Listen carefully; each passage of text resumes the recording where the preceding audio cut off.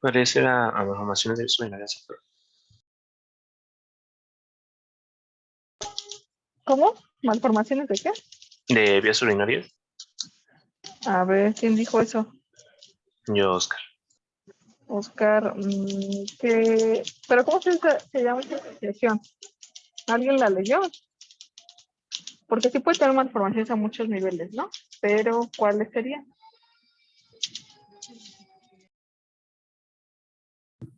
O sea, ¿la de Bates? No sé. Sí, sería la asociación Baxter. ¿En qué consiste? Las vertebrales, No. Ujú. vasculares, ¿no? A ver, alteraciones vertebrales, ¿qué más? Una atresia anal y Atrofia también esófago. defectos cardíacos. Ajá, Defectos ¿qué más? cardíacos. Lina. Anomalías renales y de las Así es. extremidades. Ajá. Y me falta una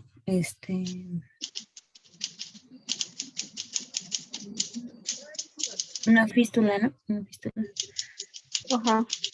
Bueno, entonces esa sería la asociación principal que puede tener un paciente, ¿no? Que tenga, por ejemplo, ano imperforado. Entonces, en todos esos pacientes tenemos que buscar todas esas malformaciones vertebrales, las atresias, alteraciones cardíacas y la alteración traqueoesofágica, ¿no? Bueno, esa casi siempre es pregunta de examen, ¿eh? Para que la tengan. Pregunta número 2. ¿De qué depende el tratamiento de ano imperforado? ¿De qué depende si termina en una anoplastia solamente o en una colostomía, por ejemplo?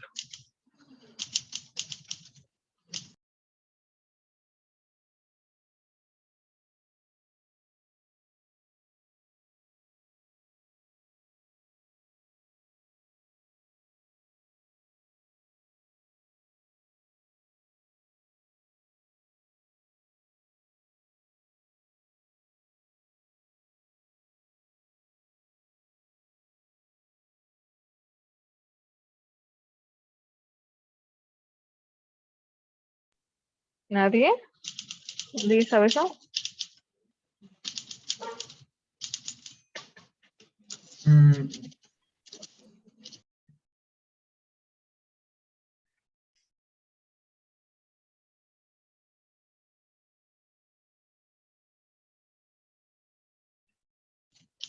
Eso también casi siempre es pregunta, ¿sale? Ahorita la vamos a ver en la exposición para que pongan atención. No se las voy a decir porque si no, no van a poner atención. Y la pregunta número 3. ¿Cuál es el tipo de atresia esofágica más frecuente?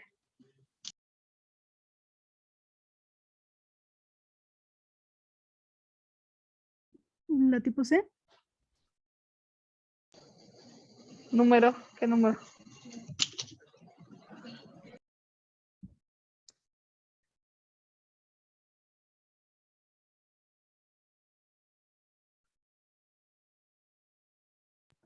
Pues la 3. ¿Quién dijo la 3? Yo, Cecilia. Ok, es correcto, ¿vale? Esa también casi siempre es pregunta. De este tema van a venir alrededor de 4 o 5 preguntas en el examen. Necesito que pongan atención, ¿vale? Y sí vienen las respuestas en esta presentación, entonces necesito que pongan atención, ¿vale? Vamos a empezar, Nayeli y Ricardo, por favor. Ok, muy bien, doctora. Pues bueno, buenos días a todos. El tema, continuando con las urgencias quirúrgicas, es atresia del tracto digestivo y ano imperforado.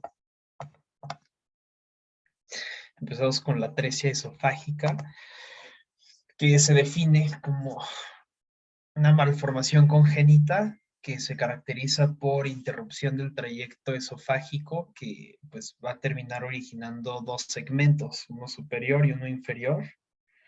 Y tenemos una clasificación que pues, es la que más se usa, hecha por Vogt, Ladd y Gross. O sea, que primero le hizo Vogt y luego la modificaron los otros dos.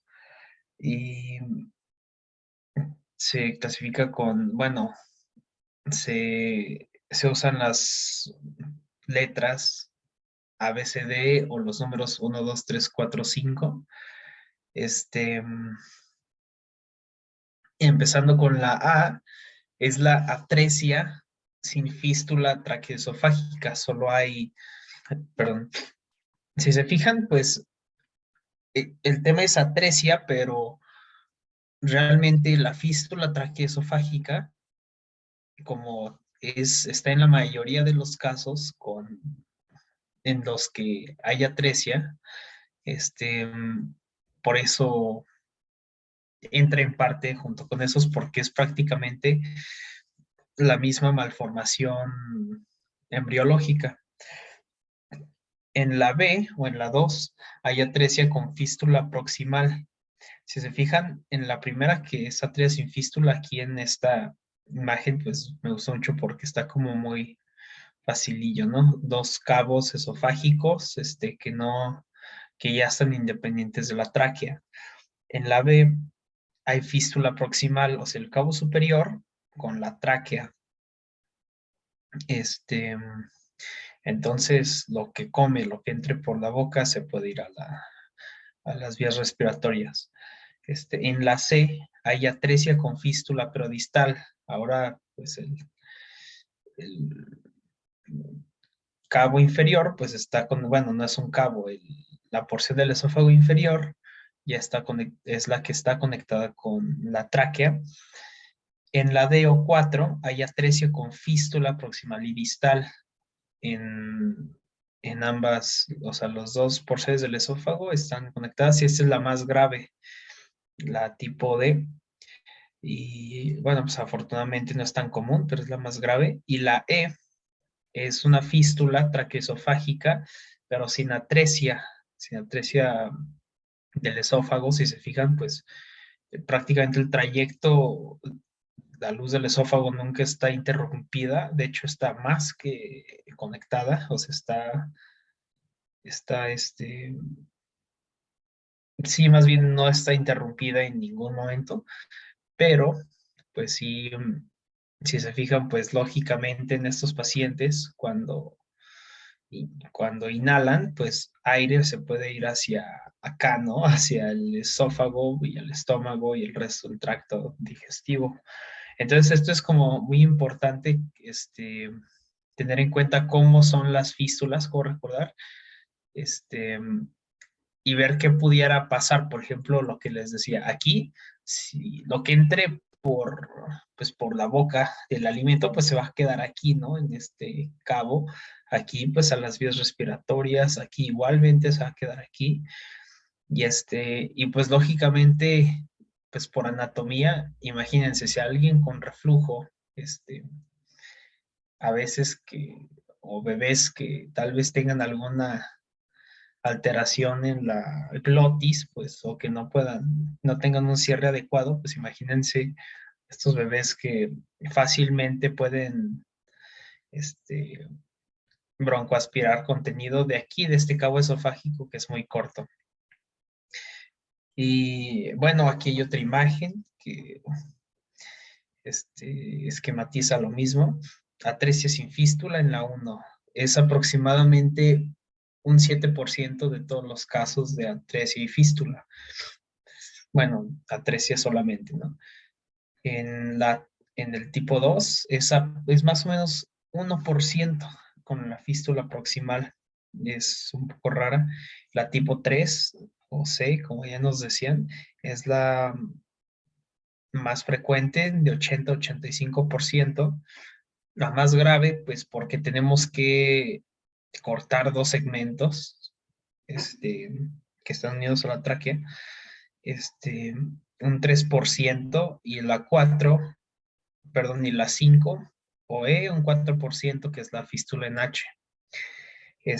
¿Cuándo va a pasar cuándo van a ocurrir estas malformaciones? Entre la tercera y sexta semanas de gestación, pero realmente las vamos a poder identificar en un feto de 18 semanas. A las 18 semanas vamos a hacer ultrasonido y ahorita les hablo más a detalle sobre eso. Y ¿qué más? Pues recordemos, ¿dónde se va a unir el esófago? Aquí está un poquito incorrecto, o sea, bueno, es con el propósito de esquematizar, ¿no? Pero casi siempre la fístula ocurre a nivel arriba de la carina traqueal, poquito arriba y pues en la parte posterior, ¿no? O sea, músculo con músculo, no es que el esófago se vaya a unir a la membrana anular, entre los cartílagos anulares de la tráquea. O sea, se une pues al músculo liso que está en la pared posterior de la tráquea, ¿no?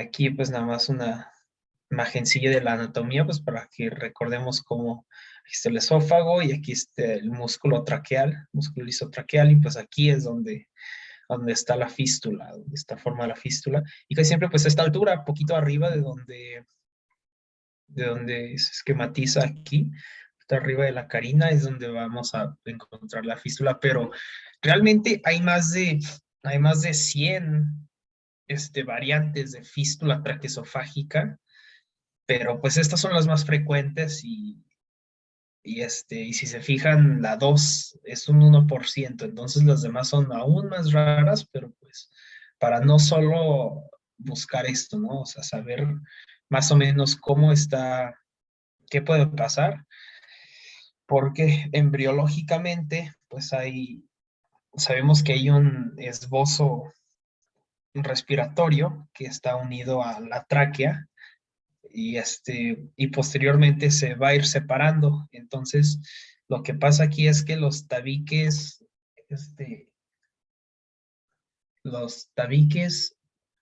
paratraqueales, pues hay una alteración. No está bien definida cómo es el mecanismo de que, no sé, bueno, pues claro, hay falta de separación de los tabiques paratraqueales, pero pues por qué pase, pues realmente todavía no se sabe bien. Y pues sí, recuerden que es entre la tercera y la sexta semana de gestación cuando ocurre todas estas anomalías. La incidencia global, pues es más o menos frecuente, es relativamente frecuente, porque ocurre en 1 por cada 2.500 nacidos vivos, pues a nivel mundial, y casi un tercio de ellos van a ser prematuros. Aquí en México, teniendo en cuenta la cantidad de bebés que nacen anualmente, pues son como 500 a 600 casos por año. No hay predominio de sexo y sí hay predisposición genética, pero no hay un patrón hereditario bien establecido todavía. O sea, en hermanos, gemelos, hijos de padres con atresia esofágica, es probable que esté también esta malformación, pero todavía no hay como un patrón bien establecido. Se encuentran anomalías cromosómicas en aproximadamente del 6 al 10% de los casos, y lo más frecuente son las trisomías 18 y 21, para que también ahí se busque, ¿no? En un paciente que tenga síndrome de Down o trisomía 18. Y las malformaciones asociadas, lo que nos decía la doctora, la asociación Bacter-L. Bueno, L también se agregó posteriormente para limbs, extremidades.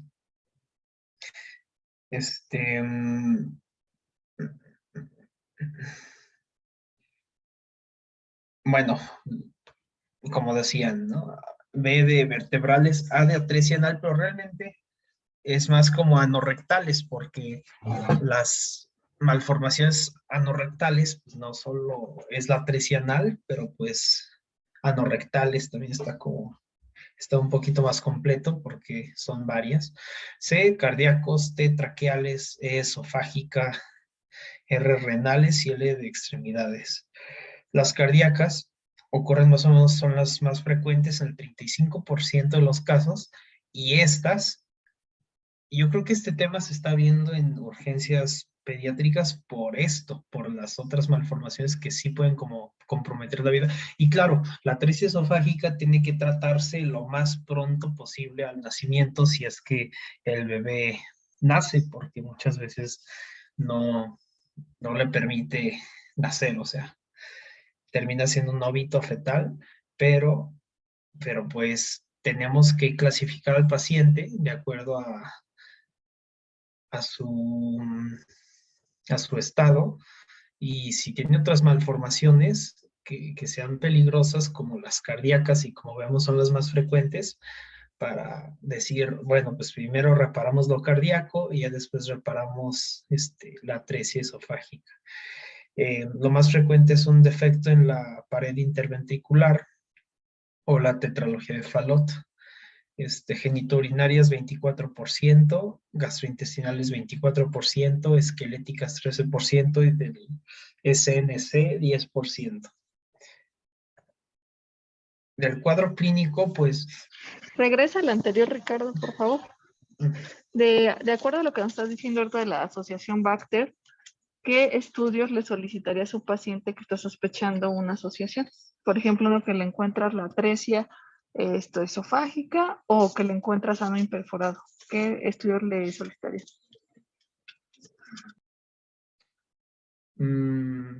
O sea, si le encuentro de esófago y de ano.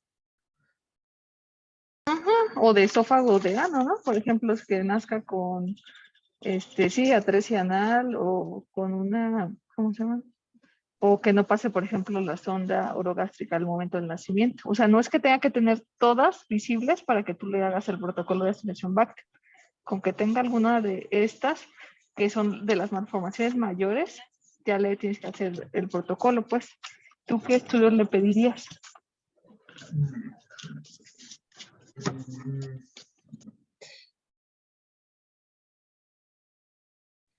Pues...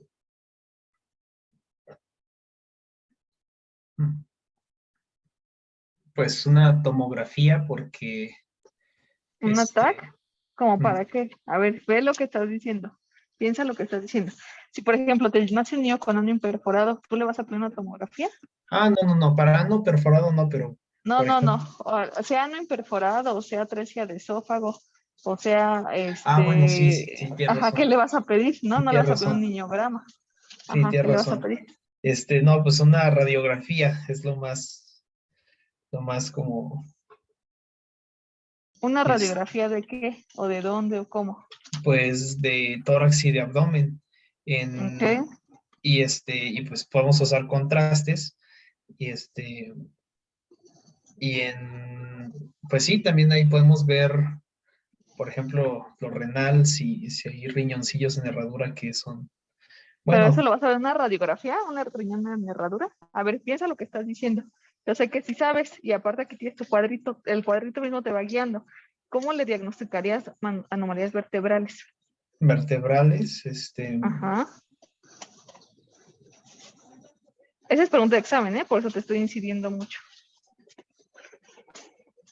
¿Cómo ves si un niño tiene malformaciones en las vértebras, semivértebras o alteraciones o vértebras extras, supernumerarias? ¿Cómo te das cuenta?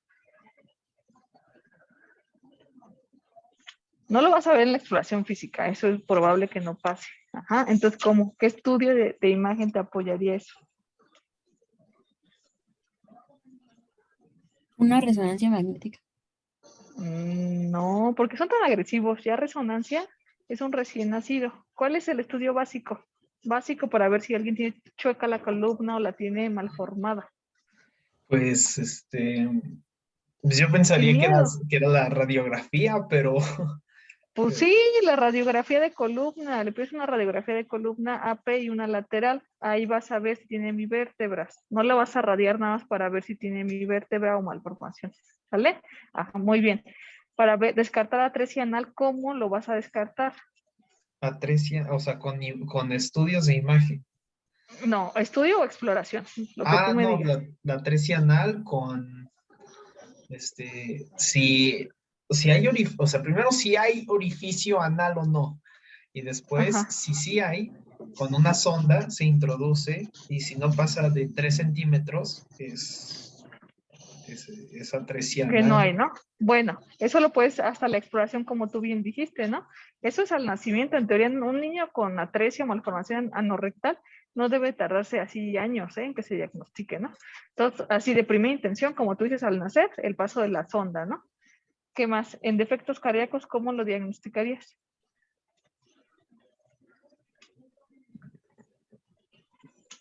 Acuérdense que vimos cardiopatías. Hay cardiopatías que nos dan cardiomegalia, ¿no? Primera instancia, ¿cómo le detectarías una cardiomegalia a un paciente? Pues con la radiografía. Así es, radiografía de tórax, ¿verdad? Pero no todas dan Ajá, cardiomegalia, ¿verdad? La de ajá. radiología no da cardiomegalia. Entonces, ¿qué le pedirías? Mm,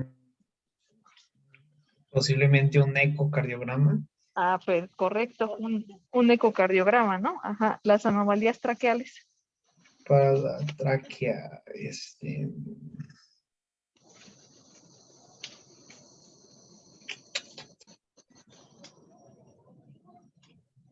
Esa está difícil, ¿verdad? Esa no la vas a ver de primera intención, ¿no? No la vas a ver de primera intención con estudio sencillo, ¿va?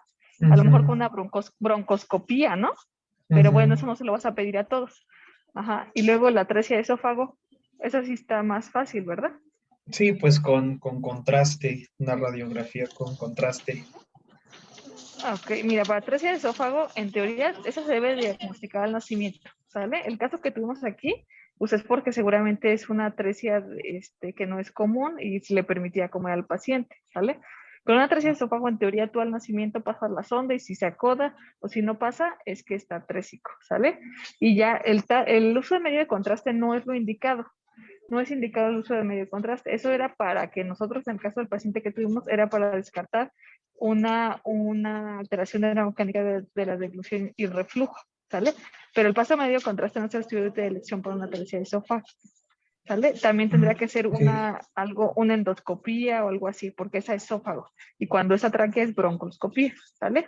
Bueno, el siguiente, anomalías renales, ¿cómo las diagnosticas? Mm, pues igual con un ultrasonidillo. Así es, de primera elección ultrasonido, no lo vas a radiar en una resonancia por una información, ¿sale? Y el siguiente, anomalías de las extremidades, ¿cómo lo diagnosticarías?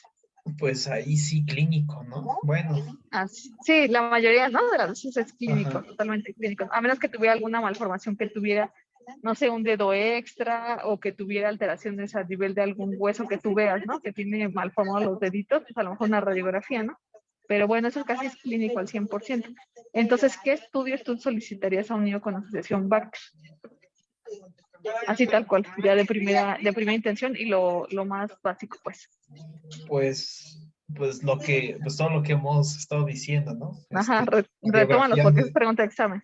radiografía de tórax y abdomen, anteroposterior y lateral, Ajá, de ultrasonido, tórax y de columna, anteroposterior ajá, y lateral, ajá. Ultrasonido, ¿de qué? ultrasonido de renal, Así es, ajá. no sé si también bueno, la broncoscopía dijo que no también de No es cajón, de primera ¿verdad? intención, ¿no? Ajá, No pero también el de descartar intención. una cardiopatía, pues sí, ¿no? Eso sí es de cajón. Se el Ajá, sería la ecocardiograma radiografía. también.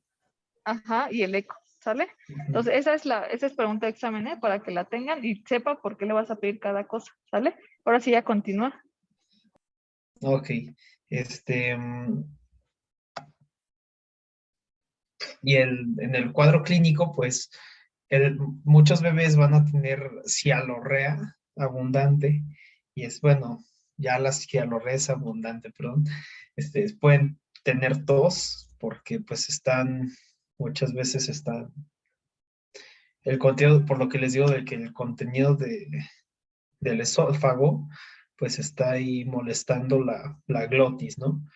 Y pues no es tos productiva la mayoría de las veces. Puede haber dificultad respiratoria en los casos en los que el segmento superior del esófago está fistulizado a la tráquea, distensión abdominal, lo que les decía, el aire, como está la fístula, también pasa al tracto digestivo.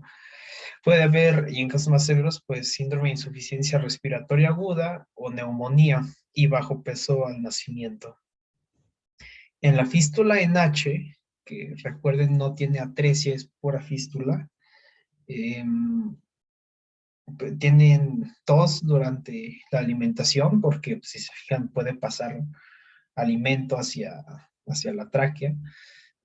Tienen neumonías recurrentes, cianosis intermitentes, y sí, bueno, también en el cuadro clínico normal de las otras, pues también hay cianosis. Y aquí son como intermitentes, o sea, a veces están cianóticos y a veces de repente se pueden dejar de estarlo. Y la distensión abdominal también es intermitente. Si se fijan aquí, cómo está el estómago, pues bastante distendido, ¿no? Y también tienen meteorismo, tienen mucho meteorismo por lo mismo, ¿no? Aire, tracto gastrointestinal, y como si fueran aerófagos, ¿no? La gente que traga mucho aire al comer pues sí, y pues tienen muchos gases. De diagnóstico, ¿qué nos puede orientar aparte de, no sé por qué no puse eso, o bueno, no, sí lo puse, prenatal, ¿qué vamos a hacer antes del nacimiento? Desde antes tenemos que identificar un paciente con atresia esofágica, y el ultrasonido, como les decía, a partir de la semana 18 es cuando vamos a poder verlo. Tenemos que buscar polidramnios, o sea que más cantidad de líquido amniótico de lo normal. ¿Y por qué? Pues porque el bebé no puede deglutirlo, y todo está ahí dentro del saco amniótico, ¿no? Y también yo sí en el ultrasonido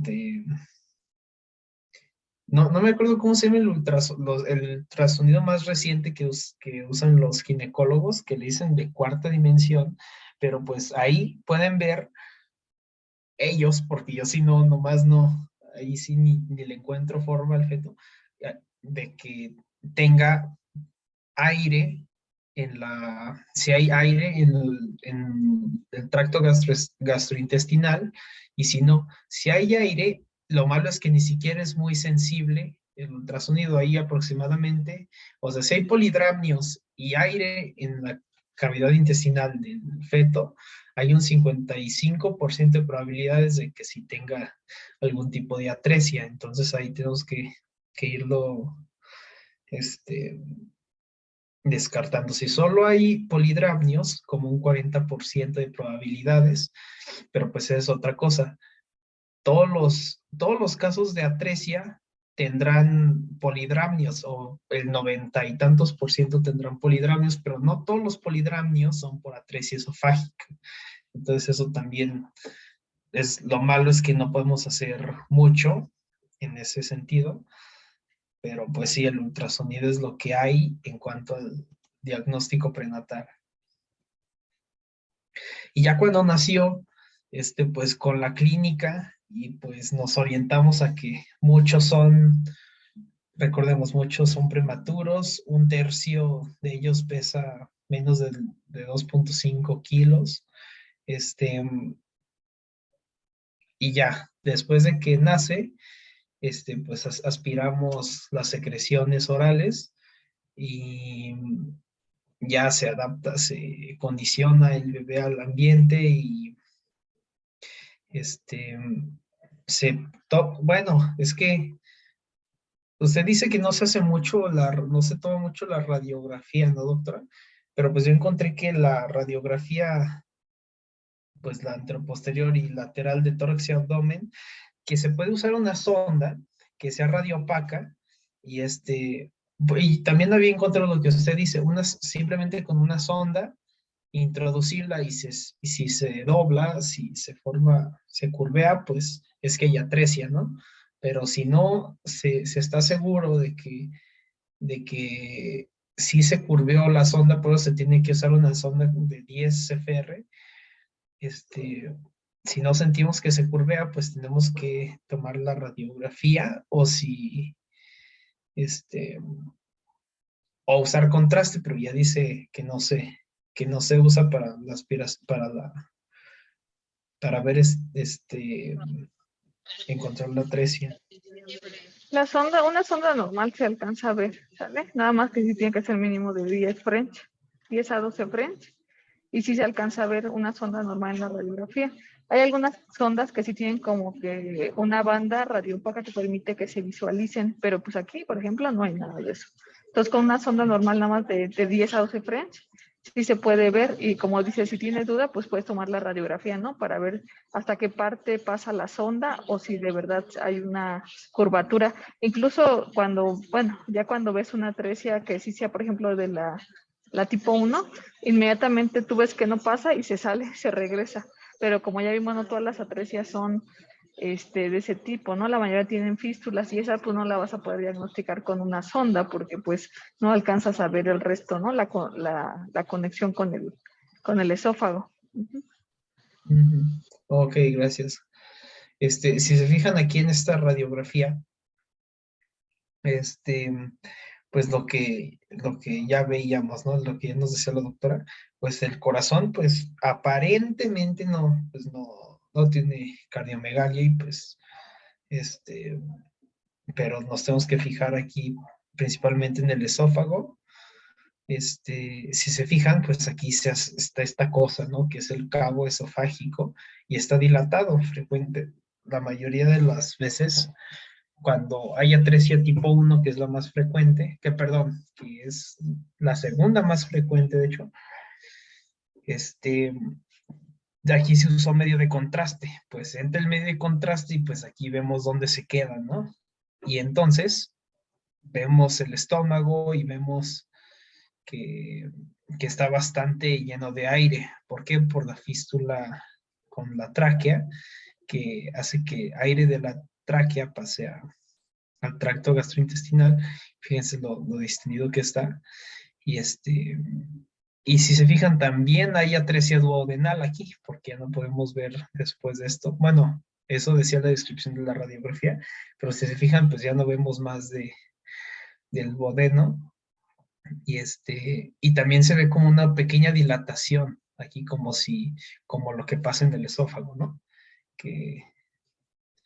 Como lo que vemos aquí, ¿no? Que o sea, inmediatamente donde está la atresia, pues hay dilatación, pues porque normalmente todo va hacia adelante y pues como ya no puede avanzar, por eso se forma un cabo, como aquí también se puede ver más o menos un cabo.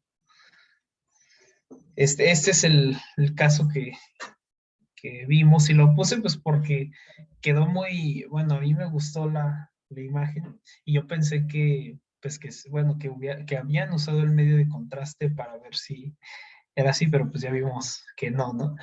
De hecho, no. El medio fue porque un niño con PCI y para diagnosticar la serie, lo que te dije, porque es un niño que estaba Ajá. muy desnutrido y ya ves que tenía 4 años, pesaba apenas 11.5 kilos, de una desnutrición grado 2 y aparte se le había, bueno, habíamos considerado que tenía reflujo por los eventos de tos que tenía continuo y que tenía un buen malestar después de comer, ¿no? Entonces se le pidió, pero la serie esofagogastrodonal para, no era la serie, sí, más bien sí era la serie y una mecánica de la deglución para que viéramos si había eventos de reflujo, pero el medio de contraste se fue como ahí viene, ¿no? Y después hizo una neumonía, eso ya tú ya no lo viste. Ok. Una neumonitis química por esto, por el medio de contraste. Ajá, pero bueno, continúa. Ok, bueno, yo había visto que que se usaran medios de contraste hidrosolubles, pero bueno, pues sí, tiene sentido. O sea, bueno, vi que se usaban estos y que se aspiraban inmediatamente, pero pues no. Si se fijan aquí ya está todo, pues prácticamente todos los bronquios, bronquiolos bien pintados, ¿no? Y aquí está completamente muy, muy, muy, ¿cómo decirlo? Pues prácticamente todas las vías aéreas pues ya están muy llenas del medio de contraste, ¿no?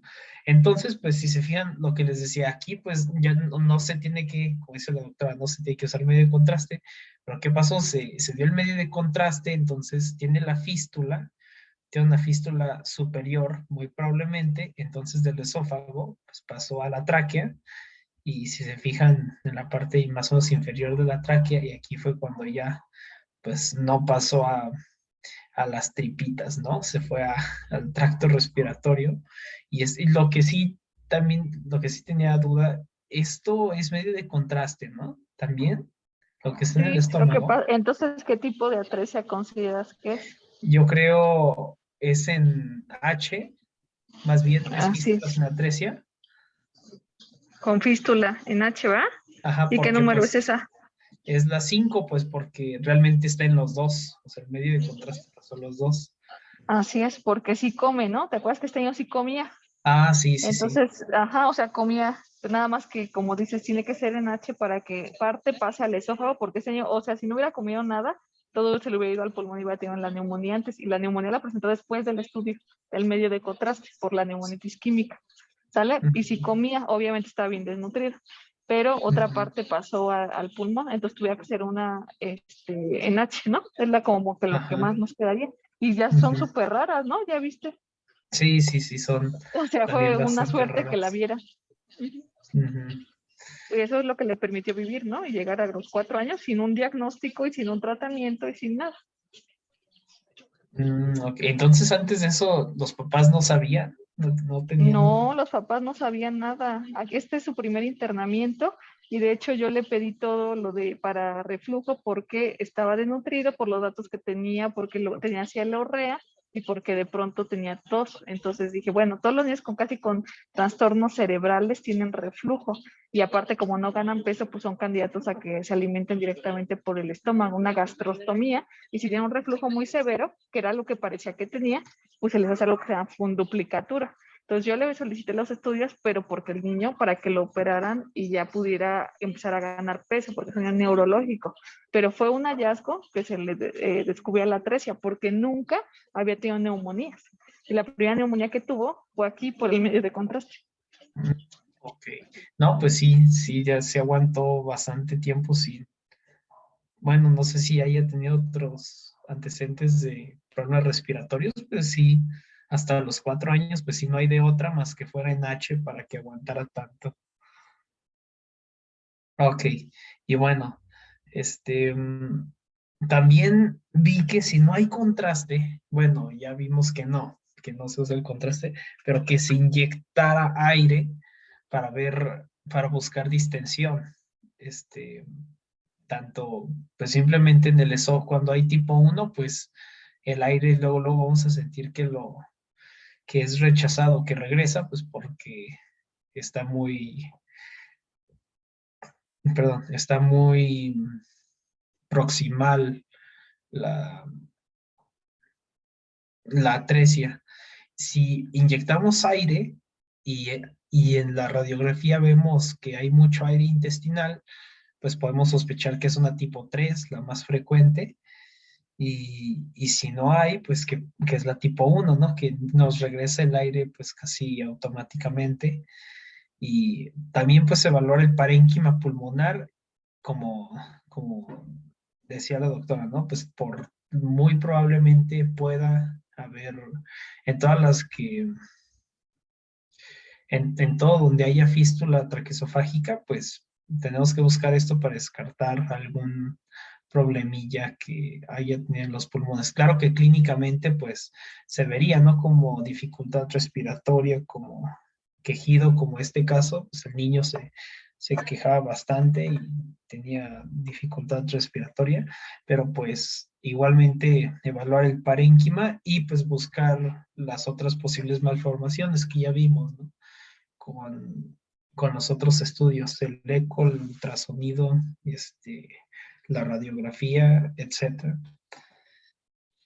Y de tratamiento, pues, como en el kinder, bueno, pues cortar y pegar, ¿no? Los cabos esofágicos y también la tráquea, y es muy importante asegurarse de que las suturas queden pues bien herméticas, especialmente la de la tráquea, porque ahorita veremos, es una de las complicaciones, pues bueno, lógicamente la dehiscencia de ambas suturas, ¿no? Tanto de los cabos como de la tráquea, pues son las principales complicaciones, pero la más peligrosa es la de la tráquea, ¿no? Pues porque va a estar simplemente perdiendo pues aire por el orificio donde esté bien, donde hubo dehiscencia de la sutura.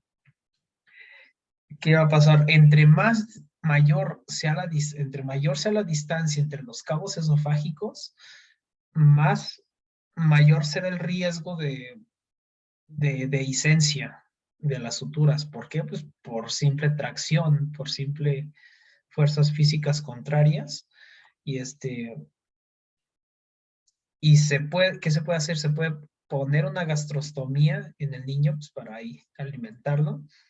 Y si los cabos son muy cortitos y están muy separados, y pues espera poquito a que crezcan. Ya después de que crecieron, vemos que crecieron, ahora sí ya se repara quirúrgicamente, ¿no?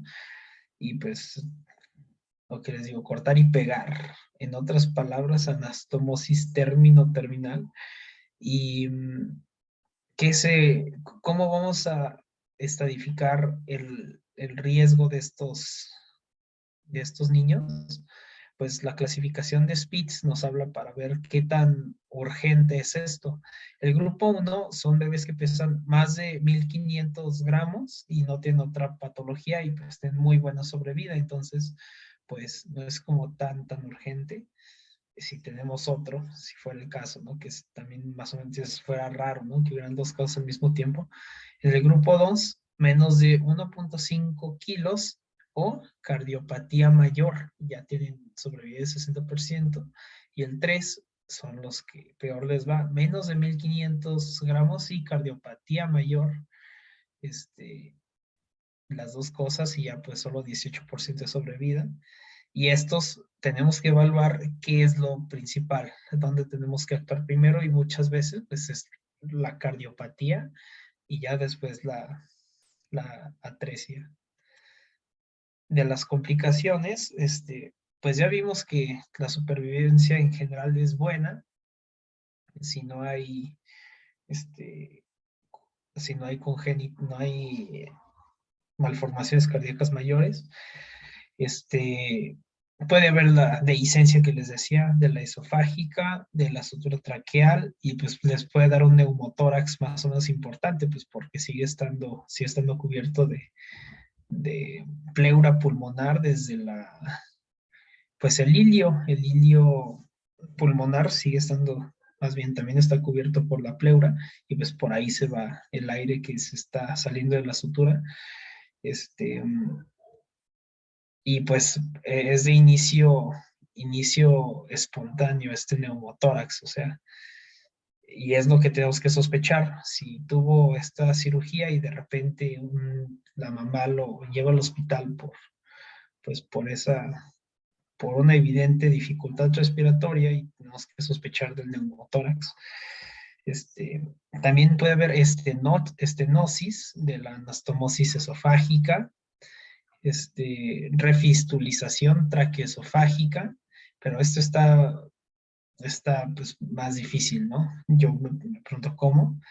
Dismotilidad esofágica, reflujo gastroesofágico, esto también es muy frecuente y pues es peligroso, ¿no? En el niño, por eso se considera la funduplicatura y también esto puede estenosar la anastomosis, el reflujo, y traqueomalacia. Y otra cosa, entre más, bueno, pues sí, lo que les decía, entre mayor sea la distancia entre los cabos esofágicos, no los cabos, San José de los Cabos, pues es más riesgo de las complicaciones por simple energía que se opone a la sutura.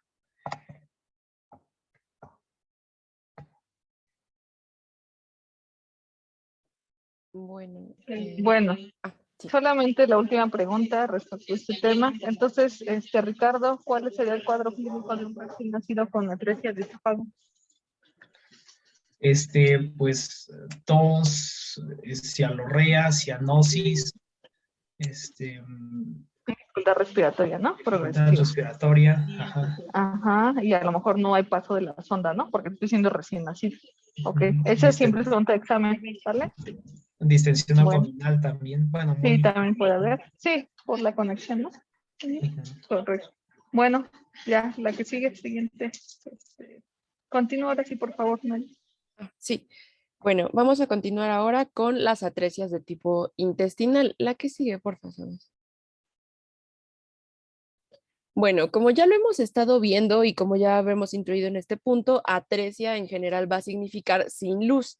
Entonces, ¿esto qué quiere decir? Que van a ser urgencias quirúrgicas, ¿no? Hay que estar bien conscientes de que todas estas patologías van a tener resolución quirúrgica o la mayoría de ellas, y por esto el diagnóstico y tratamiento oportuno, como ya lo vimos, es vital para mejorar el pronóstico del paciente. Hablando en general de atresias intestinales, bueno, en general la bibliografía menciona que todo el aparato gastrointestinal se puede atresiar, o sea, todo, ¿no? Pero en este caso, hablando del intestino, las más comunes van a ser las yeyunoiliales, pero aquí vamos a abarcar las duodenales, las yeyunoiliales e incluso vamos a tocar atresia anal. En general casi no se toca la atresia de colon porque la bibliografía marca que es de verdad muy rara, o sea que de verdad casi nunca nadie la va a ver. Ahora, la obstrucción intestinal que van a causar estas patologías va a representar, un tercio de todos los casos que van a ingresar a la UCI y tiene una prevalencia de aproximadamente 1 por cada 2,000 nacidos vivos. Es decir, las patologías que van a causar atresia intestinal u obstrucción intestinal son muy comunes, ¿no? En los recién nacidos. Y las principales causas de obstrucción congénita del intestino delgado para estos pacientes van a consistir precisamente en anomalías intrínsecas del desarrollo embriológico, anatómico del intestino, que en este caso ya son estenosis y atresias, y también hay otras patologías asociadas a estas que pueden causar también como una pseudoatresia intestinal, o es decir, que también van a estar obstruyendo la luz del intestino y por tanto nos van a dar esta misma clínica y esta misma tipo de patología. ¿Cuáles van a ser? El hilio meconial y la enfermedad de Hirschsprung. Hirschsprung, me parece que se pronuncia. Esta consiste más que nada en una mala inervación de la pared intestinal, pero pues en un momento la vamos a ver, ¿no? En general podemos decir que estas son discontinuidades del intestino que pueden ser restauradas, como les mencioné, con cirugía, pero que van a tener un riesgo inherente de intestino corto para los pacientes. Entonces, en general, un diagnóstico oportuno y una cirugía, pues ahora sí que de buena calidad, son esenciales para que el paciente pueda tener una buena calidad de vida, porque claro que entre más intestino nosotros estemos recortando, peor va a ser la calidad de vida de este paciente, ¿no? Incluso puede que quede con alimentación vía enteral el resto de su vida porque se queda sin intestino, ¿no? Entonces, pues ese no es el punto de este tipo de cirugías. Y pues en general, la fisiopatología de cualquier atresia de tipo intestinal es producida por un proceso isquémico trombótico mesentérico en el periodo gestacional. ¿Esto qué quiere decir? Que se va a interrumpir el flujo que está alimentando, el flujo del mesenterio que está pues alimentando toda esta zona, ¿no? Y esto que nos va a dar una invaginación, incluso vólvulos intrauterinos, puede ocasionar bridas congénitas y todo esto nos va a llevar a la isquemia del tejido. Cuando este tejido se isquemia, obviamente lo que sigue pues va a ser la necrosis y una reabsorción de este tejido fetal que va a dejar como resultado pues esta división del intestino, ¿no? Esta atresia intestinal. Y bueno, nada más como dato, el 36% de estas atresias son del ilion distal, el 20% del yeyuno distal y solo el 13% se presentan en el ilion proximal. La que sigue, por favor. Bueno, como ya Sabas nos lo había explicado, la mayoría son diagnosticables en En los ultrasonidos prenatales, ¿no? En estos ultrasonidos 3D que ahora, como bien nos lo menciono, ya ocupan los ginecólogos. Y ahora yo la verdad no tampoco sé describirlos, pero la bibliografía marca que se observa polihidroapnios, incluso doble o triple burbuja en las cavidades y dilatación marcada de las asas abdominales, incluso con quistes meconiales. Todo esto nos va a sugerir que este paciente va a tener o tiene una atresia. Y algo que se me hizo muy importante de mencionar es que entre más alta sea la obstrucción que va a tener el paciente, es decir, entre más alta en el tracto esofágico, o sea, la obstrucción, más polihidramnios va a tener a la ecografía. La que sigue, por favor. Bueno, hablando de atresia duodenal, esta va a afectar aproximadamente 1 de cada 10.000 nacidos vivos. En la ecografía, prenatal, además del polidramnios, que como ya lo estamos deduciendo, es muy proximal, ¿no? Entonces va a haber mucho polidramnios. Podemos observar también dilatación gástrica y dilatación de parte del marco duodenal. En general, la clínica, aquí viene lo importante, ¿no? Depende mucho de dónde está situada esta atresia en relación con la ampolla de váter. El vómito es gástrico, es de contenido gástrico.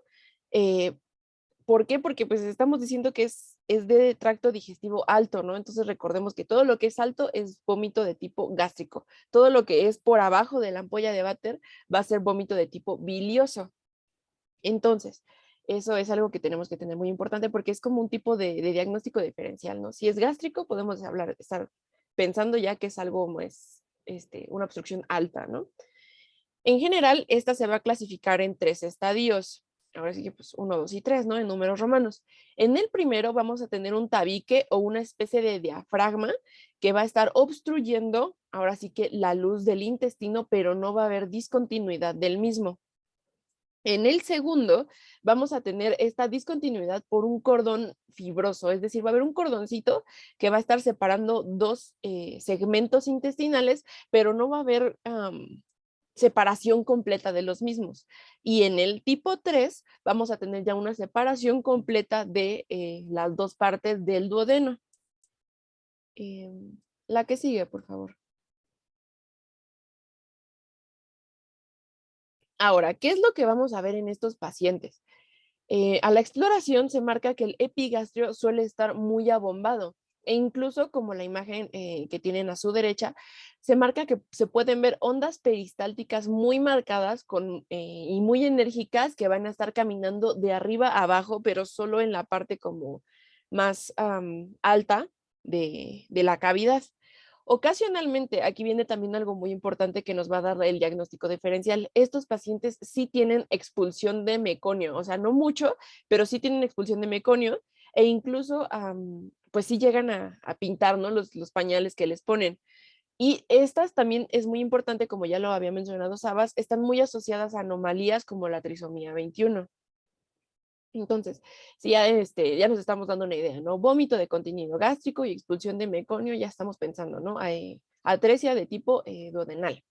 El diagnóstico a la imagen tiene una característica de doble burbuja, es decir, a la radiografía simple, como ya lo vimos que es de los primeros pasos, vamos a ver una doble burbuja, que esto nos va a estar indicando que si hay algo de gas en el intestino distal, y esto pues también nos va a estar orientando que tenemos una estenosis duodenal. De hecho, creo que traigo una imagen en la que sigue, pero ahorita la vemos. Y pues así como ya lo estamos imaginando, ¿no? Si tenemos una distensión muy importante, ¿qué es lo primero que vamos a hacer? La colocación de la sonda nasogástrica, ¿no? Antes de todo el tratamiento quirúrgico como tal, estos pacientes se les pone una sonda nasogástrica para descomprimir y sobre todo para tratar de evacuar el contenido gastroduodenal. Y después el tratamiento quirúrgico ya va a ser con la duodenostomía, que es pues lo más común.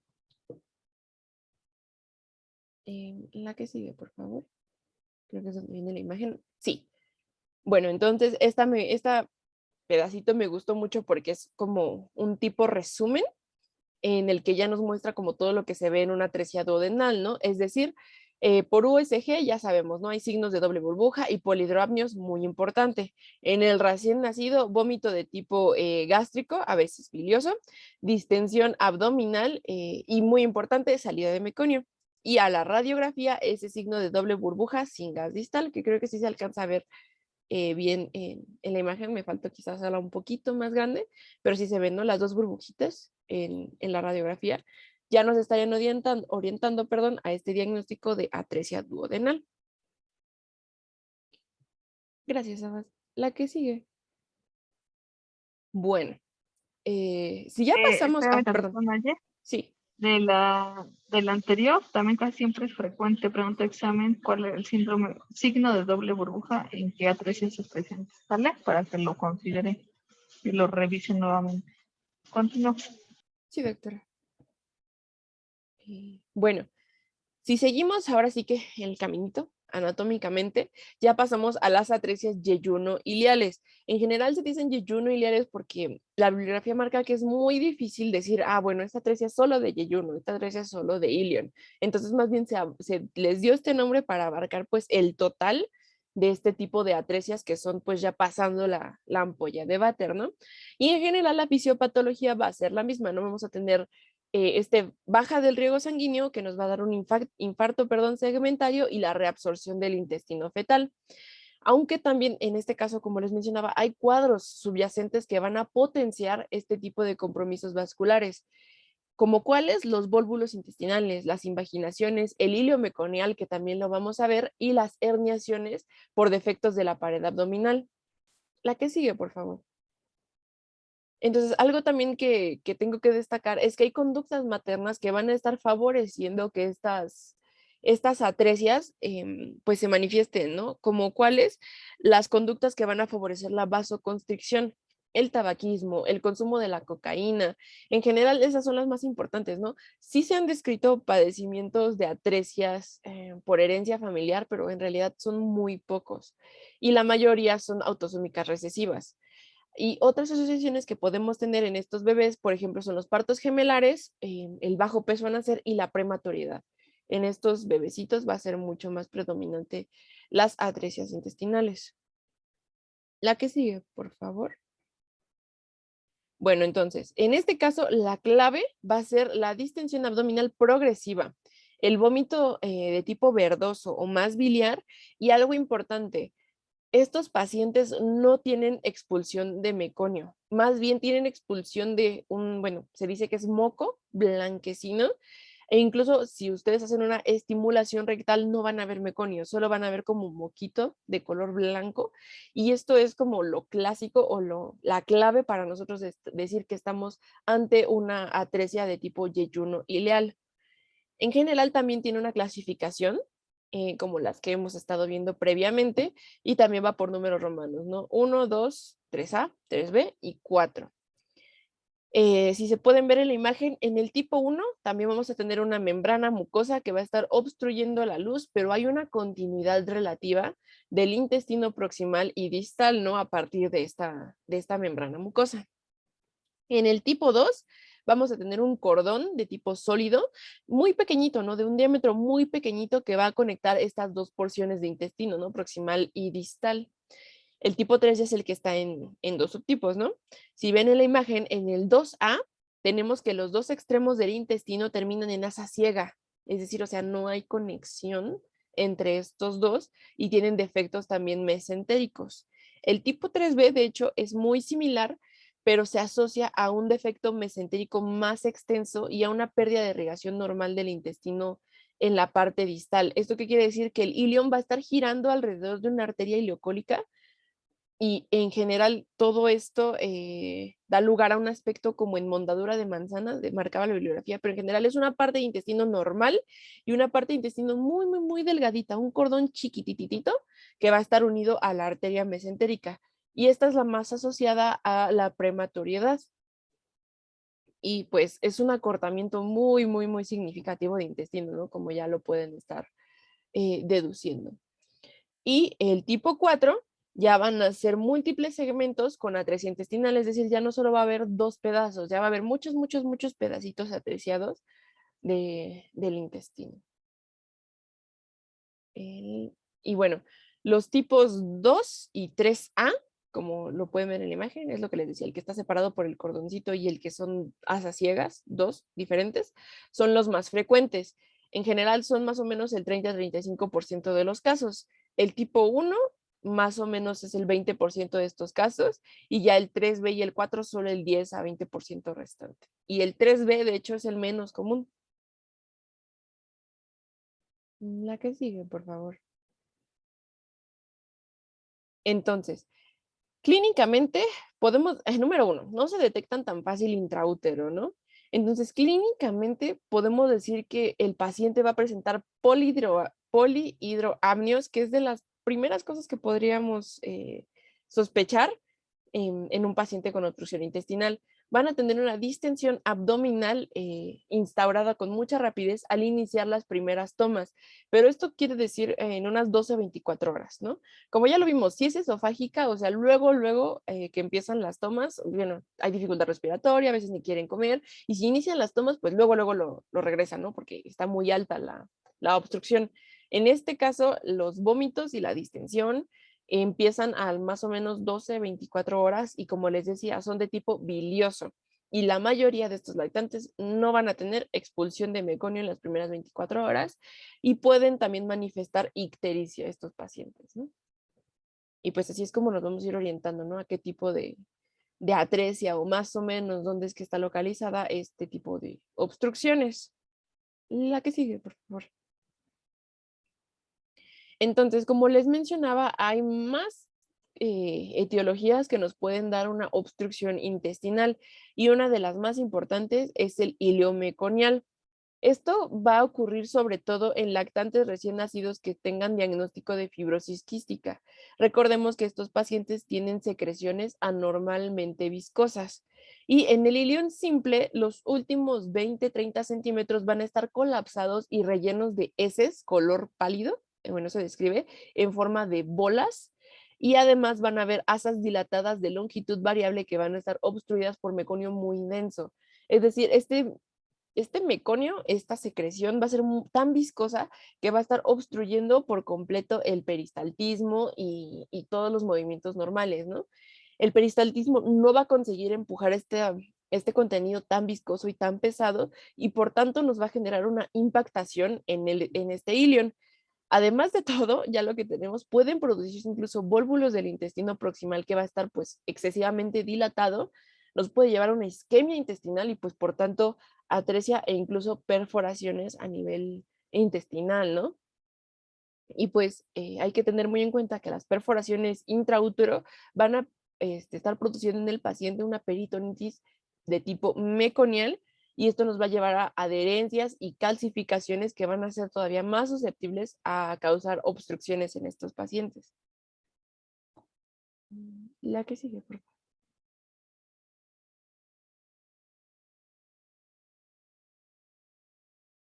Ay, perdón, apagué el micrófono sin querer. Bueno, ya.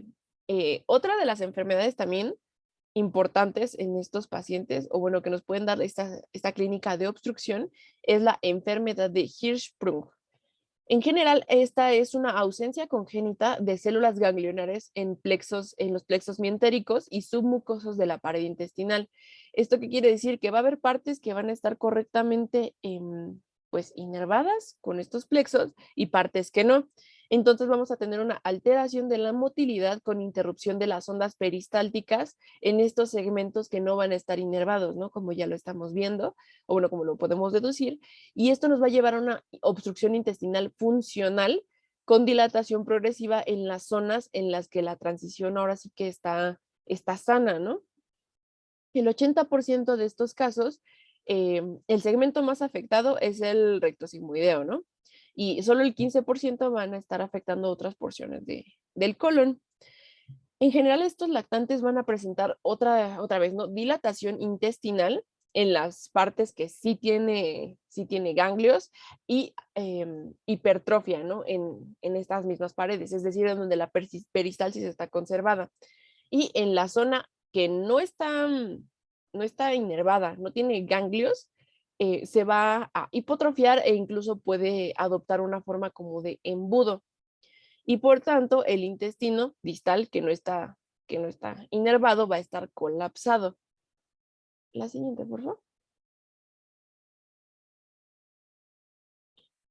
Bueno, se me olvidó mencionar a la clínica en los pacientes de la enfermedad de Hirschsprung. En general es como lo estábamos viendo, ¿no? Una gran distensión abdominal, ausencia o retraso de la expulsión de meconio en las primeras 24 horas y rechazo al alimento, ¿no? Los vómitos también van a ser de tipo biliosos e incluso estos van a estar evolucionando a vómitos de tipo fecaloide. Y pues otra de las preocupaciones en estos pacientes es la enterocolitis fulminante, el megacolon tóxico, que nos va a llevar obviamente a un tipo de, un cuadro séptico, incluso el paciente pues lo puede llevar a la muerte, ¿no? Tiene una mortalidad aproximada del 50% de todos los pacientes, ¿no? Entonces es muy importante que estemos observando constantemente a estos pacientes, ¿no? Em, Ahora, en general, como les mencionaba, las radiografías simples son los estudios que se usan pues más comúnmente, son los de primera elección.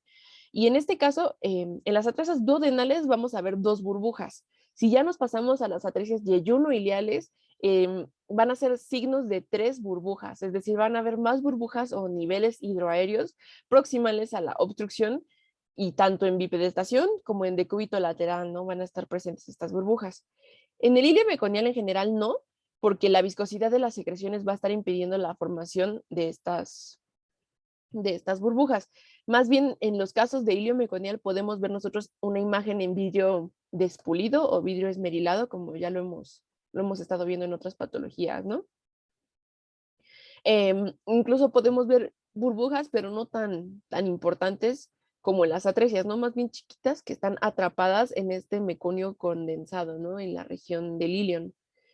Y pues más que nada también la podemos mandar porque en caso de que tengamos una perforación, estaríamos viendo también neumoperitoneo, ¿no? En estos pacientes, que es muy importante que estemos, pues sí, ¿no? Como pilas, ¿no? Para que no se nos escape.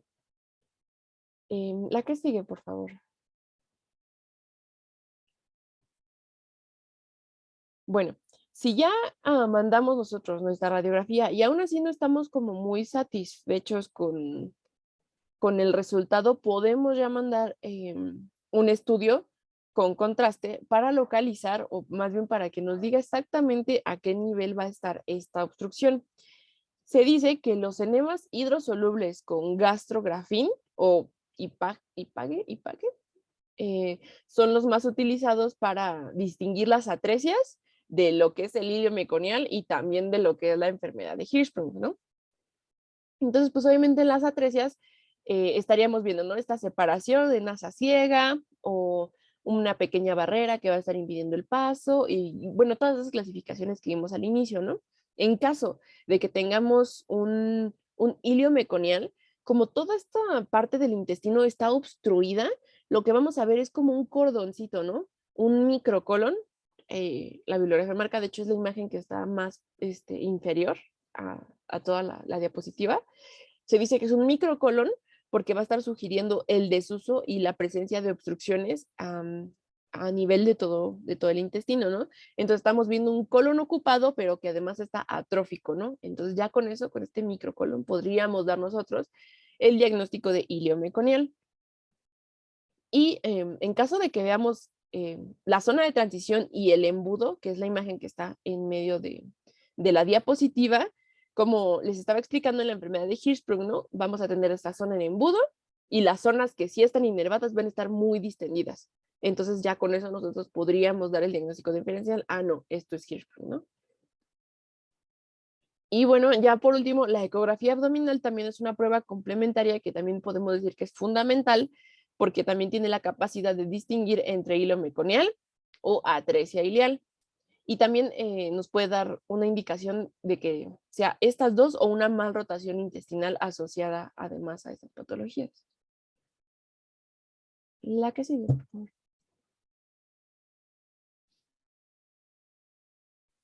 Y bueno, igual en estos pacientes como en las demás atresias, ¿no? Lo primero es la estabilización y el equilibrio, bueno, la homeostasis y el equilibrio electrolítico adecuado de estos pacientes antes de que los sometamos a una operación, ¿no? En caso de que sí estemos ante un hilo meconial, el tratamiento va a ser desobstrucción, pero no podemos nosotros tratar de desobstruir al paciente, sino hemos descartado primero volvulos intestinales. Recordemos que los volvulos son estas como torsiones que puede tener el intestino, que también son muy, muy, muy peligrosas, que nos pueden llevar también a la muerte de este tejido, ¿no? Entonces, lo primero es descartarlos también, aparte de todas estas patologías, y después, si ya decimos que estamos en el ilio meconial, es desobstruir al paciente. En el ilio meconial no complicado, el mismo enema que podemos usar, que les mencionaba el gastrografín, además de ser diagnóstico, puede ayudarnos a lavar el contenido intestinal condensado en esta área, ¿no? Entonces eso ya es un plus. Otra cosa muy importante es la antibioterapia adecuada. A estos pacientes se les dice que tenemos que manejar antibióticos de esquema amplio, pues sí, esquemas de tratamiento amplio, creo, antes de la cirugía, a forma de profilaxis. Y cerca del 50% de los pacientes con ilio meconial simple lamentablemente no van a estar respondiendo a enemas hidrosolubles, entonces ya todos los pacientes que no respondan, al igual que los pacientes con atresia, se van a ir a cirugía, ¿no? Por la parotomía. Y pues en general en la atresia ilial y yeyunal es lo mismo que nos decía Sabas, ¿no? Cortar y pegar, ¿no? Resección de la porción intestinal afectada, seguida de la anastomosis, ¿no? Término terminal. Y pues ya después de todo esto, hay que estar bien conscientes que tenemos que conservar lo que más se pueda del intestino, ¿no? Para prevenir ahora sí que la resección y por lo tanto que este paciente tenga una mala calidad de vida, que no absorba nutrientes, bajo peso y pues todas las complicaciones que sabemos que puede traer un intestino corto, ¿no? Y bueno, la obstrucción en general, que no se va a aliviar con intentos repetidos de tratamiento conservador, también se va a llevar a cirugía, ¿no? Y la extensión del corte y pegue, pues también depende del grado o de la complicación de la patología, ¿no? La siguiente, por favor. Bueno, eso era todo de atresia de tipo intestinal. No sé si quiera comentar algo. No, básicamente lo que ya bien dijiste, dependiendo de la altura de la atresia, ¿no? Es la imagen radiológica que vamos a ver. Y el cuadro clínico, ¿no? Como ya mencionaste, si es muy alta, o sea, de esófago o las primeras porciones del duodeno antes de la ámpula, pues sí, ¿no? Que son de tipo gástrico los vómitos. Y si ya son más distales, pues ya son biliosos, ¿no? Incluso fecaloides, ¿no? Los más distales. ¿Sale? De ahí siempre preguntamos atresia de duodeno, solo para que lo chequen y lo consideren. ¿Sale? Continuamos. Bueno, ya vamos a pasar entonces a la parte final de nuestra exposición, que es ano imperforado. En general, las malformaciones, anorrectales son defectos de nacimiento que van a estar afectando el ano o el recto de nuestros pacientes, y esto va a ser que interfiera con el paso normal de las heces, ¿no? Obviamente. Cuando el ano está completamente bloqueado, eso es lo que se le conoce como ano imperforado. En general, en los niños con malformaciones anorrectales se puede afectar tanto por una falta completa, puede estar bloqueado por una capa delgada de tejido o una capa más gruesa de tejido, o solo puede ser más estrecho de lo normal. En general se describe que en muy raras ocasiones el ano puede estar normal, pero el recto puede estar angostado, es decir, tenemos un canal anal mal desarrollado, pero un ano íntegro, ¿no? Más que nada van a estar pues muy relacionadas estas patologías. La que sigue, por favor. Ahora, estas lesiones de ano imperforado se suelen dividir en lesiones bajas. ¿Qué queremos decir con lesiones bajas? Es decir, en las que el recto ha descendido a través del complejo esfinteriano. Y lesiones altas en las que esto pues no se produce en su totalidad. La mayoría de estos pacientes con ano imperforado suelen tener otras manifestaciones, ¿no? Como fístulas, e incluso hay un espectro de malformaciones, como ya lo vimos en el cachito de exposición de Sabas, que están asociadas con ano imperforado. Y esto pasa tanto en varones como en mujeres, ¿no? Si se centran en la imagen que tenemos ahí, podemos ver básicamente 4 formas de manifestación en estos pacientes. Si se ponen en la formita que dice la letra A, es un varón y se dice que las lesiones bajas en los varones se pueden manifestar con manchas de meconio en alguna parte del perineo, perdón, o a lo largo del rafe. En general, si se centran también aquí, las mujeres también con lesiones bajas se van a manifestar también por este espectro que abarca desde un ano, que es solo ligeramente, ahora sí que anterior sobre el cuerpo perineal, o que ya tiene una fístula completa, ¿no? Recto vestibular, en la que se va a abrir la mucosa húmeda del introito distal del himen y pues vamos a tener esta conexión, ¿no? Completa. Otra cosa es que un ano imperforado alto en los varones no tiene apertura o fístula cutánea aparente, pero puede tener fístulas incluso a tracto urinario, ¿no? Podemos tener fístulas a uretra o a vejiga y también eso va a ser pues peligroso, ¿no? Porque pues obviamente tenemos esta conexión, ¿no? Entre cavidades que no deberían estar conectadas. E incluso en las mujeres también podemos tener fístulas recto-vaginales, ¿no? Se les llama estas lesiones altas y ya tenemos también una gama completa de anomalías cloacales, ¿no? En las que el recto, la vagina, incluso la uretra pueden estar en un tronco común, ¿no? Es decir, un tronco cloacal, y este puede tener longitud variable. Entonces, como lo ven, en general hay muchos tipos de malformaciones anales y estas nos pueden llevar a comunicaciones tanto con vejiga como con vagina, incluso en el caso de las mujeres, ¿no? Y bueno, como ya lo vimos en la exposición de Sabas, las principales anomalías que están... Ay, la que sigue, por favor, perdón.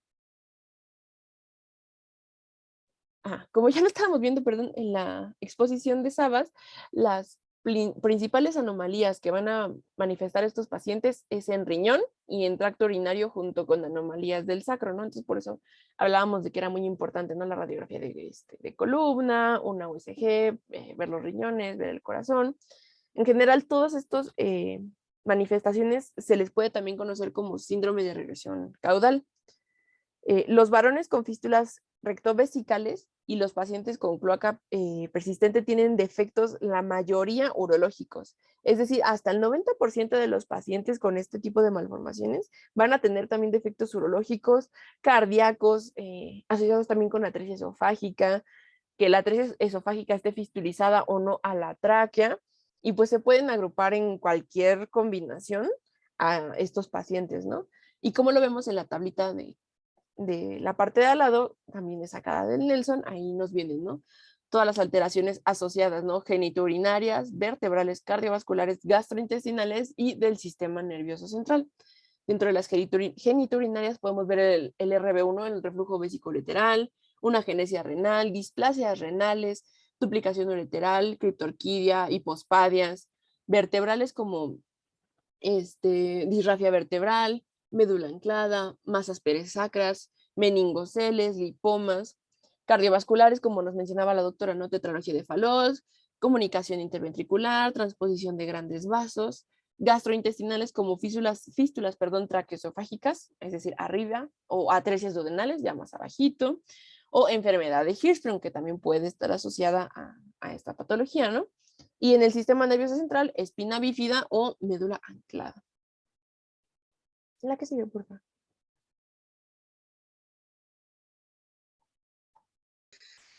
En cuanto al diagnóstico, ¿cómo vamos a saber si un paciente tiene el ano imperforado? Pues porque muchas veces no vamos a ver ano, no vamos a encontrar un ano, no vamos a encontrar un orificio. Y pues, ¿qué más? Así como también decían, muchas veces hay fístulas, muchas fístulas de ano rectocutáneas. También puede haber un ano pequeño o fuera del, que esté separado al esfínter, generalmente anterior al esfínter, como si faltara que, pues sí, que embriológicamente se fuera poquito para atrás, pues sí, desde el recto y el ano, como que el ano sí está en su lugar, pero, perdón, el orificio y el esfínter sí están en su lugar, el periné, pero el ano y el recto como que están chuecos, ¿no?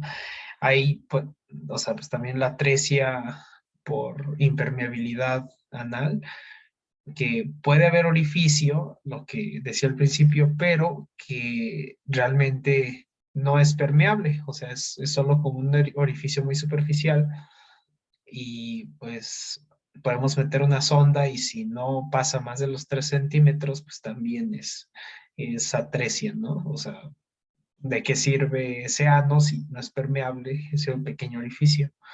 Y pues igual lo que decían ahí, las renales y las óseas son las malformaciones más frecuentes y también buscarlas, ¿no? Y de tratamiento,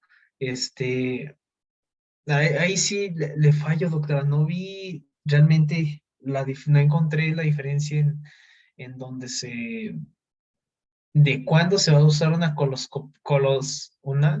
colostomía o cuándo se va a hacer una anorrectoplastía sagital posterior.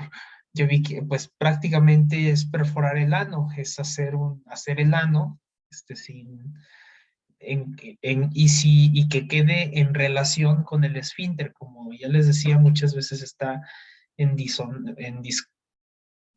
¿cómo decir? Está bueno, está asincrónico el esfínter con el recto y entonces se tiene que llevar un poquito más posterior. Muchas veces el ano está muy anterior, está muy anterior y si se fijan tiene mucho sentido con lo que decía Nay, porque en el caso de las mujeres una sola desembocadura cloacal entre la uretra, la vagina y el ano, pues la vagina y la uretra pues son anteriores al ano. Entonces, recordemos que embriológicamente igualmente va de anterior a posterior, o sea, la cloaca va, se eleva poquito, el recto, y ya tiene su posición normal, como se puede ver. Es que mi curso, ya, como se puede ver, debería de estar más o menos por aquí, o sea, como a la mitad, ¿no?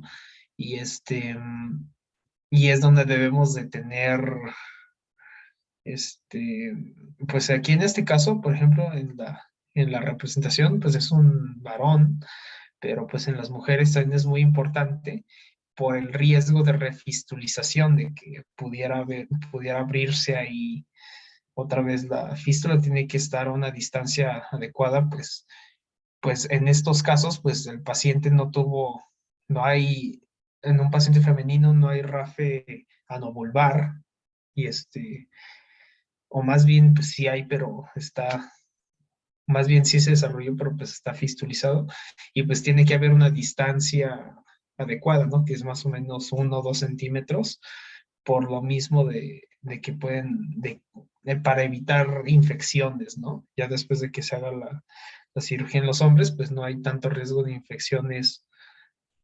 de vías urinarias, pues simplemente por la distancia, por la anatomía, pero pues aún así sí tiene que hacerse tiene que quedar como justo en medio, ¿no? No tiene que estar tan anterior como muchas veces presentan estos bebés.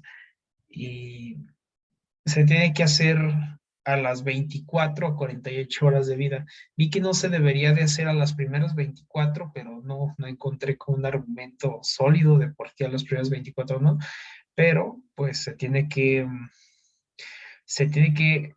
esperar, bueno, se tiene que primero suspender el alimento en las primeras 24 horas y ya después se puede optar por alimento parenteral si es que no se introduce ya antes a la reparación, pero pues si es justo al nacimiento, tenemos que intentar repararlo. Y lo que sí no encontré es cuándo se hacía la colostomía, doctora. O Ok, sea, mira. Bueno, más o menos ya nos dijiste, ¿no? Acuérdense que, por ejemplo, si es este tipo de patologías, primero el abordaje cuando un niño sale así, que tú ya te diste cuenta que tiene ano imperforado o que tiene ahí alguna malformación, primero ayuno, ¿no?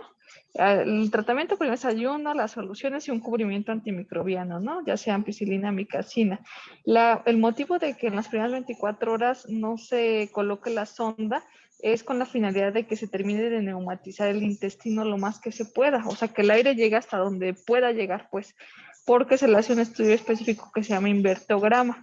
El invertograma es como una radiografía en la que se toma la parte de abajo del bebé, bueno, se toma todo el bebé porque el bebé es pequeño, pero se pone en una posición pues invertida de tal manera que se le pone como una moneda o un medio de contraste, algo que se pueda hacer radiopaco a nivel del ano, ahí se fija y se voltea al bebé, se invierte, se le toma una radiografía para ver qué distancia hay entre ese objeto, la cosa radiopaca, y la porción del intestino, hasta dónde llega el aire.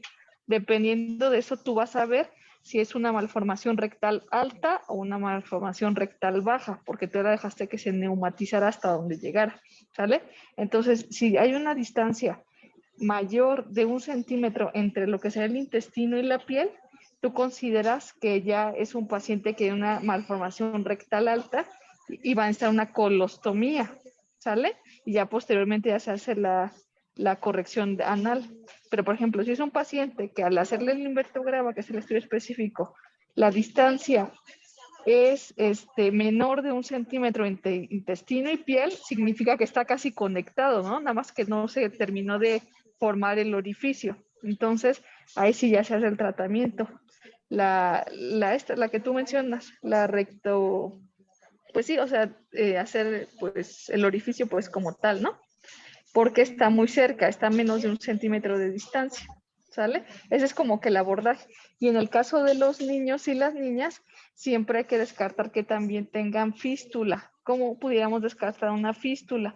Por ejemplo, en el caso de una paciente, pudiéramos tomar en el caso de un niño y una niña, pudiéramos tomar un examen general de orina. Porque en el examen, si tiene una fístula que nosotros no nos vamos a dar cuenta, en el examen podemos ver residuos de meconio en el examen general de orina y no es algo que debamos de encontrar en orina, ¿no? O sea, células, ni meconio, ni nada de eso. Entonces eso nos hablaría de una fístula, porque el hecho de que tenga una fístula no significa que vaya a salir a través de la vagina o del pene como tal así abundante meconio, ¿sale? Eso nos pudiera orientar a un examen general de orina, ¿sale? Ok, gracias, doctora. Sí, de hecho también pues las fístulas rectales que pueden tener los varones, que igual ya no me acordaba mucho de eso, pero pues sí pueden tener tanto de la uretra prostática como de la uretra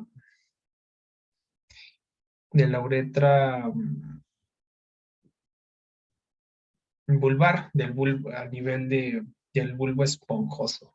Entonces, pues sí, tiene sentido con lo que dice la doctora. Y pues sí, ya es todo lo de nuestra expo.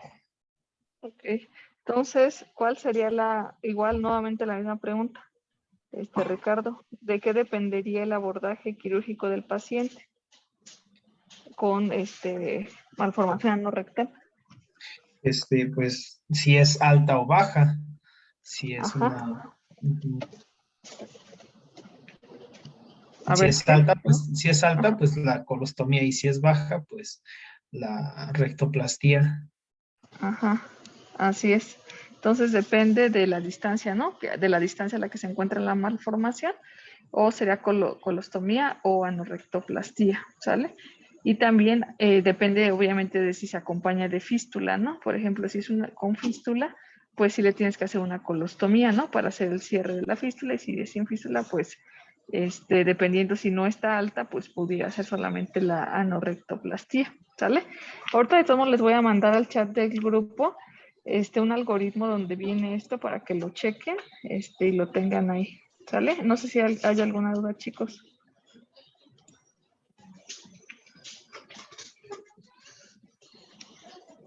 Creo que no, doctor. ¿No? Ok. Bueno, entonces se las envío y ya, quien vaya a exponer, esta clase era de 2 días, ¿no? Es miércoles y jueves, viernes. Quien exponga el lunes, me manda por favor su presentación, ¿no? En cuanto la tengan para revisarla. ¿Sale? Ok. Bueno, bueno, entonces buen día, chicos. Ahorita les mando la imagen, ¿sale? Sí, Sí, gracias, doctora, doctora, gracias. igualmente. Doctora, igualmente. Bye, chicos. Bye, bye.